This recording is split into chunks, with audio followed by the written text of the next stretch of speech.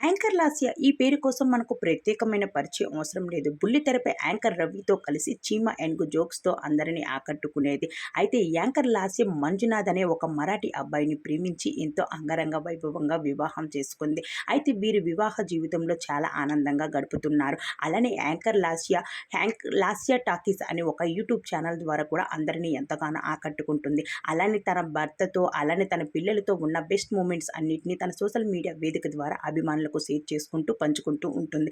అయితే ఈరోజు యాంకర్ లాస్య మరో యూట్యూబ్ ఛానల్ ద్వారా మరో వీడియోని షేర్ చేసుకుంటూ వచ్చింది. వీడియో యాంకర్ లాస్య తన భర్తను ఫ్రాంక్ చేయాలని, అలానే చాలామంది అభిమానులు ఒక్కసారి మీరు ఫ్రాంక్ చేయండి అంటున్నారు కాబట్టి వాళ్ళ కోసమే నేను ఈరోజు ఫ్రాంక్ వీడియో చేద్దాము అనుకుంటున్నాను. అందుకే నా భర్తను ఫ్రాంక్ చేయాలి అనుకుంటున్నాను. అందుకే నా చిన్న బిడ్డ అలానే నా పెద్ద బిడ్డ ఇద్దరిది కలిపిన ప్రెగ్నెంట్ కిట్ ఉంది.